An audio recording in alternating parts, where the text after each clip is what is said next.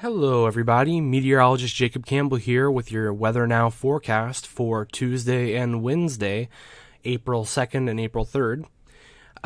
So this is the high temperature map for Tuesday, April 2nd.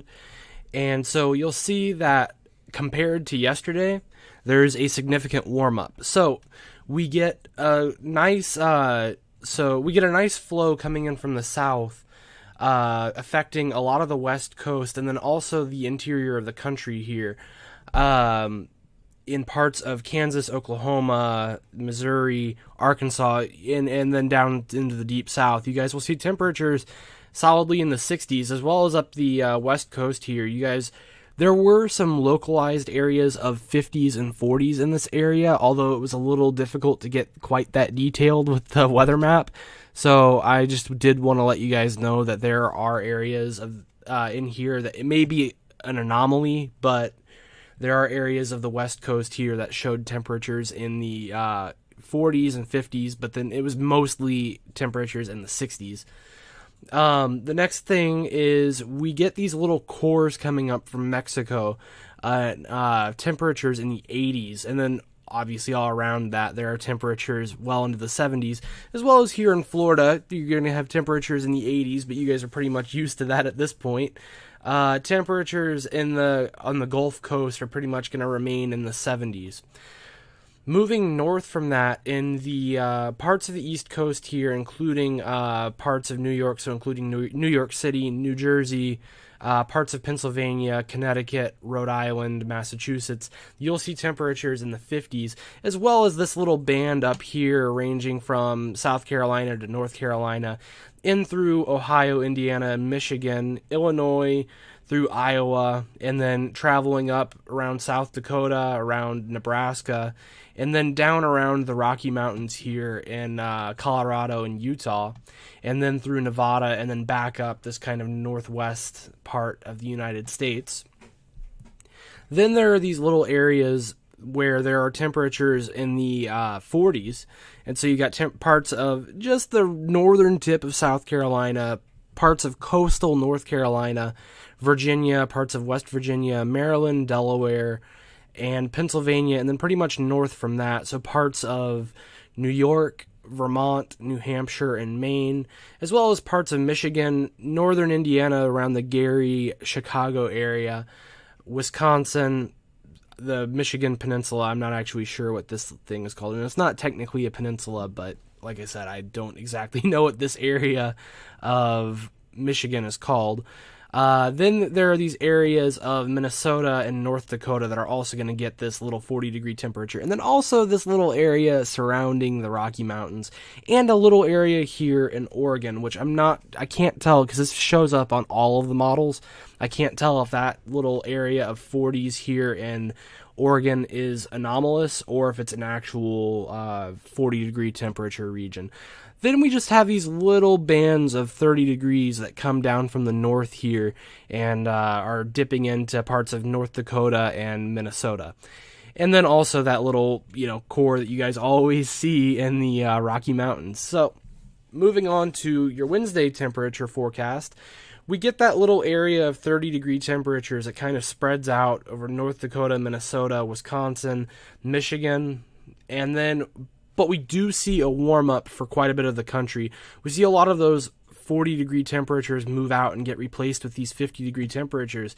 So in the northwest here, although there were already temperatures in the 50s, but that little area of 40 degrees is no longer there.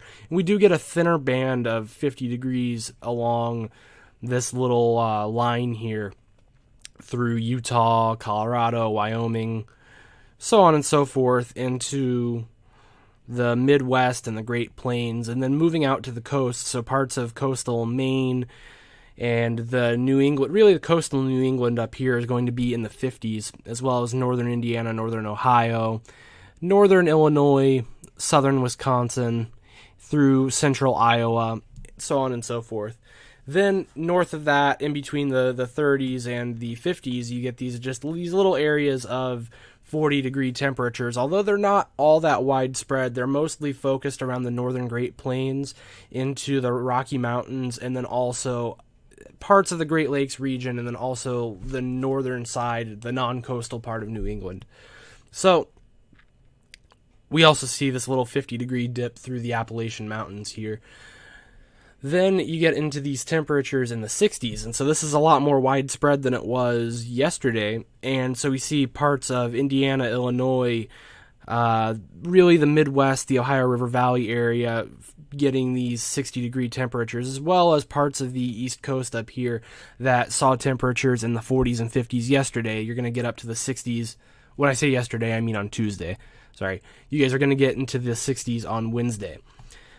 Then we got areas in the Deep South and the Texas area and Southern California and whatnot where you'll see temperatures in the 70s, and then little areas of Texas, Florida, and Southern California, and you'll get into the 80s. So a really toasty day for you guys down there, and a nice, warm, really more seasonal spring-like day for the majority of the United States. So that's good news. We're finally starting to see spring weather come in. So we'll move to the severe weather threat from here.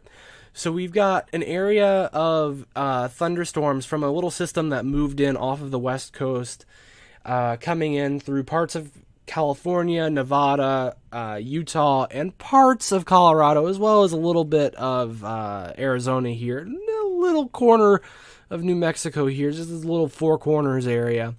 You guys can just experience some thunderstorms. There won't be anything that's there isn't going to be anything that's too severe. Sorry, English. And it just looks like there's going to be a little disturbance over here that came off of the west coast yesterday that's going to cause some rain and thunderstorms for you guys.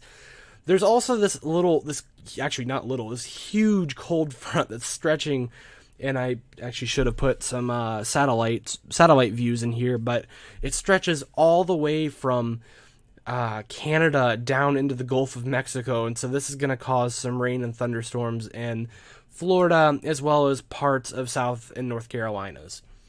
There is a larger risk for severe storms coming in on Wednesday and I'll show you the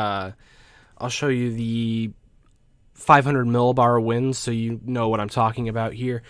We've got this elongated area of thunderstorm risk stretching all the way from Idaho and Montana all the way into Oklahoma and Illinois, Missouri, Arkansas, parts of Mississippi, and Louisiana, and then through Texas as well.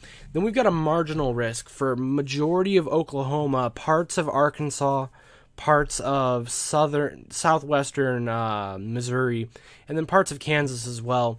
And the main threat here looks to be hail. In the marginal risk area, you can expect some probably pea-sized hail and maybe some isolated supercells. The SPC seems to think that there are going to be some supercells that may pop up.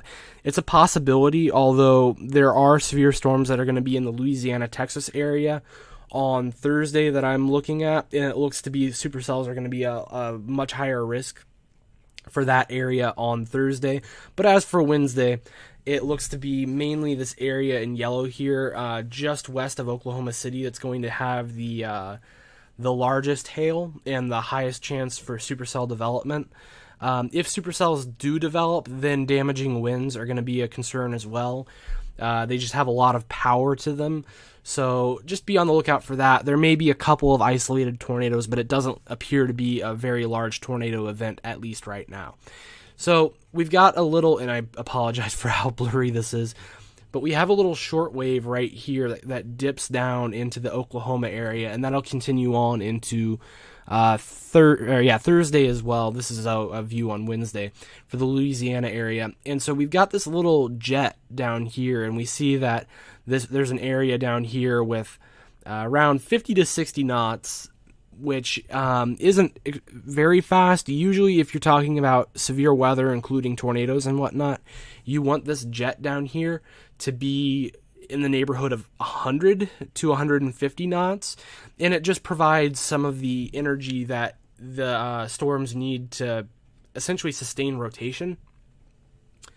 And so if you have faster jet coming through the area, you essentially have a larger supply of energy and then a larger supply of angular momentum for the storm itself to begin to rotate. And because we see this area here in the 50 to 60, 50 to 80 knot area, storms may not become all that severe, which is really good news if you live in Oklahoma and Texas and that area in there. But I'll continue watching, and if any of these conditions really change, and this is the GFS model, by the way.